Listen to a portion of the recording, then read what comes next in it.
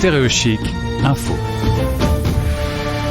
En partenariat avec la rédaction lesfranciers.press. Eh oui, c'était l'élection présidentielle au Brésil cette nuit et je pense que mon invité n'a pas dû dormir beaucoup. Nous accueillons Bertrand Dupont, conseiller des Français de l'étranger, chef d'entreprise et président de l'Union des Français de l'étranger au Brésil. Bonjour Bertrand. Bonjour Gauthier. Alors, bonjour aux auditeurs. Merci d'être avec nous en direct. Il est 7h à Sao Paulo, là où tu te trouves. La nuit a été courte et pleine de rebondissements. Oui, effectivement, on n'a pas beaucoup dormi cette nuit. Les résultats ont beaucoup évolué avec d'abord Lula en tête, puis Bolsonaro, puis de nouveau Lula avec les résultats des États du nord du Brésil. Alors, on a eu 153 millions d'électeurs qui étaient appelés à voter. Alors, il y a eu 153 millions d'électeurs appelés à voter, 123 millions sont venus, ça fait 20% d'abstention, ce qui est relativement faible. On peut dire, peut-être en conclusion de cette nuit intense, que c'est la démocratie qui gagne aujourd'hui, une forte participation, une alternance qui se met en place, un peuple qui a fait un choix. Ça avance pour le Brésil. Oui, je crois qu'on peut effectivement dire ça, surtout que l'abstention est en ligne avec l'abstention de 2014. On va oublier un peu 2018 où là il y avait d'autres faits qui ont fait que l'abstention était plus forte. Et surtout dans cette abstention, on a moitié moins de votes blancs et de votes nuls.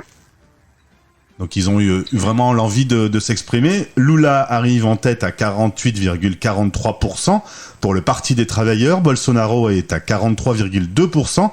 C'est l'actuel chef d'État. Il représente le parti PL. Concrètement, les sondages de ces derniers jours, certains sondages, donnaient une possibilité que Lula revienne au pouvoir dès le premier tour. Finalement, cette nuit, comme tu le disais, il y a même des moments où il était en tête. L'écart est relativement plus serré que prévu. Oui, alors effectivement, les sondages en général se sont trompés. Ce sont les sondages donnaient dernièrement 50-51% pour Lula et 36% pour Bolsonaro. Donc Lula a fait un petit peu moins et Bolsonaro a fait 7 à 8 points de plus. Donc c'est une différence assez énorme.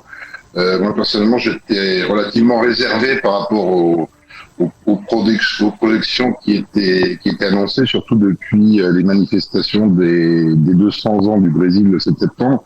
On avait vu quand même énormément de gens descendre dans la rue en soutien au président Bolsonaro. Donc c'est un résultat qui paraît à peu près logique par rapport à ce qu'on pouvait sentir, avec une autre grosse surprise qui est un politique traditionnel au Brésil, qui est Ciro Gomes, qui a fait la moitié des voix qui étaient annoncées dans les sondages également. Comment ça se passe une soirée électorale ? Le pays est très très grand, ça représente quasiment la moitié de l'Amérique du Sud. Comment ça se passe pour avoir vite les résultats ? Est-ce qu'il y a des émissions à la télé un peu comme en France ? Alors, faut d'abord savoir qu'il y a 3 fuseaux horaires au Brésil. On a jusqu'à 2 heures d'écart. Tous les bureaux de vote ferment en même temps. On a un système qui est fait par des urnes électroniques. Donc c'est pour ça que les résultats remontent très très vite. Le résultat des urnes qui n'a pas été remis en cause, même si pendant la campagne certains avaient agité le chiffon rouge de la fiabilité de ce système de vote. Il n'y a pas eu de réclamation. Il y a des réclamations essentiellement sur les enquêtes d'opinion qui ont été faites. Ouais, bien sûr. Bon, cela dit, c'est plutôt bon signe. Comme dans toutes les bonnes démocraties, les sondages se trompent. Voilà. Ça devient une habitude, et ce qui pose quand même d'autres problèmes, je dirais, plus éthiques et de manipulation éventuelle. Alors, autre particularité avec la France, le deuxième tour aura lieu quasiment dans un mois.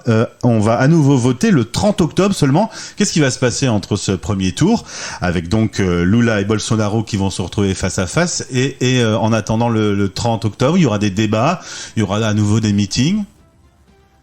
Alors, oui, un mois, c'est très très long, surtout au Brésil. Il faut savoir qu'hier, on ne votait pas que pour le président. On votait pour le président, on votait pour les gouverneurs des 27 États, on votait pour les députés fédéraux, les députés des États et pour le Sénat. Ah ouais.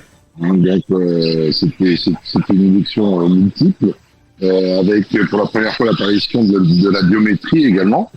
On va avoir une campagne qui va être, je pense, assez chaude, avec un ou plusieurs débats entre les deux candidats, sachant que la particularité par rapport au deuxième tour, c'est que là, les temps de parole seront égaux entre Lula et Bolsonaro. Alors, autre petite question également, sur les autres élections hors présidentielles, le Parlement a plutôt, lui, basculé sur la droite.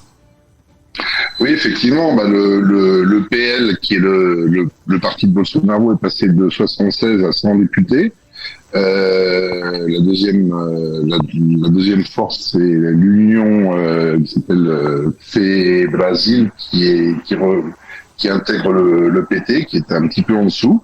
Donc, contrairement au Parlement antérieur, la droite a quand même fortement augmenté. Et au Sénat, Bolsonaro a fait élire 14 des 27 sénateurs qui étaient en jeu, puisqu'on renouvelle le Sénat par tiers ici. D'accord.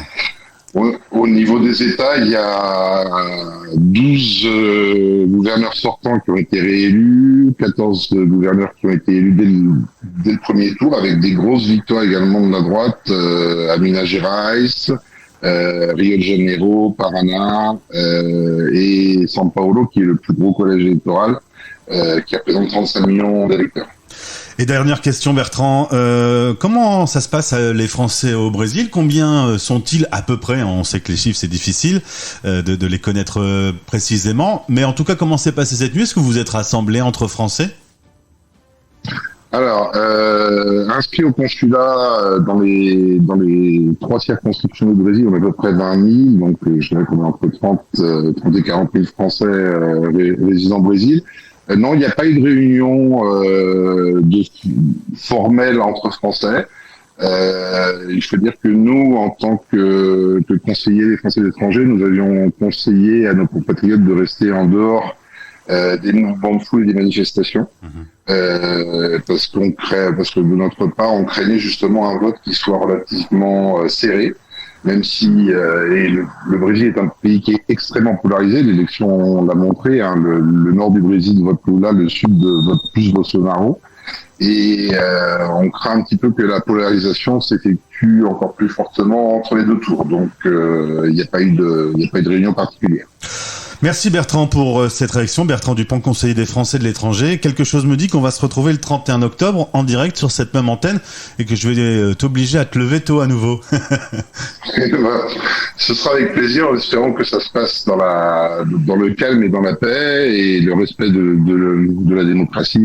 Le Brésil est un beau et grand pays. Et je pense qu'il est en train en tout cas ce premier tour montre que la démocratie est vivante et bien vivante. Merci beaucoup. À retrouver sur lesfrançais.press. Cet échange sera disponible en podcast dans quelques heures. Merci, belle journée puisque ça commence pour toi. Belle journée au Brésil. Merci, bonne journée à vous tous. Stéréo Chic, la radio des Français dans le monde. Stéréochic.fr